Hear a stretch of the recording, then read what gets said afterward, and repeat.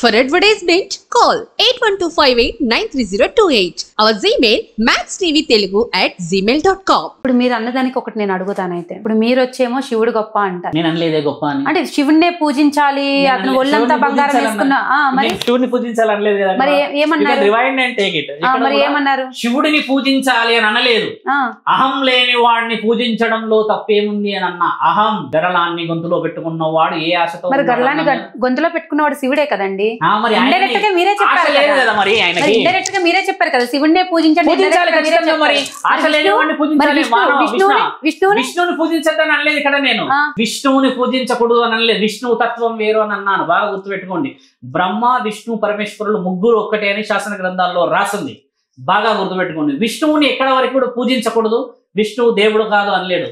దశ మహావిద్యలలో దశావతారాలు మీరందరూ వచ్చేది సమాజానికి ఏదో ఒక మెసేజ్ ఇవ్వడానికే వస్తున్నారు. ఒకరు వచ్చి విష్ణు గురించి చెప్తారు, ఒకరు వచ్చి శివుడు గురించి చెప్తారు. ఒక్కొక్కరు వచ్చి ఒక్కో దాని గురించి చెప్తే నాస్తికులు అనేవాళ్ళు ఎక్కువైపోతున్నారు కదా. నాస్తికులు ఎక్కువైపోతున్నారు కదా.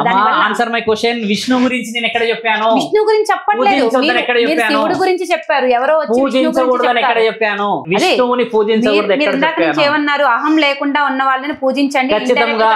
మరి నీకు విలువ లేని దగ్గర పోయి పూజించగలవా? ఆస్తి అంతస్తులు ఉన్న వాళ్ళని నువ్వు గౌరవించగలవా? నీకు రెస్పెక్ట్ ఉన్న వాళ్ళ దగ్గర పూజించగలవా? లేకపోతే నిన్ను ఇష్టపడ్డ వాళ్ళని పూజించగలవా? నిన్ను మనిషిలాగా చూసిన వాడిని ఇష్టపడగలవా? నీ దగ్గర ప్రాఫిట్ అండ్ లాస్ చూసి మాట్లాడిన వాళ్ళతో మాట్లాడగలవా? నీవే ఆన్సర్స్ ఇవ్వనాలి. నిన్ను నేను ఒక స్త్రీలాగా చూసి అమ్మా ఇలా ఉంది తల్లి, అలా ఉందని మాట్లాడితే ఓకేనా? లేదంటే నిన్ను తల్లి అనకుండా నేను ఒక స్త్రీలాగా, నేను ఒక పురుషుడిలాగా మాట్లాడితే నీకు నా దగ్గర విలువ ఉంటుందా? నేను నీ దగ్గర విలువ సంపాదించగలనా? నేను నార్మల్గా ఉంటేనే కదా నువ్వు నాతో నార్మల్గా ఉంటావు. నేను అనేది అదే అమ్మా, నార్మల్గా ఉన్న విషయం చెప్పా. విష్ణువు తక్కువ అయ్యాడు ఇక్కడ, శివుడు ఎక్కువయ్యాడని అనలేదు.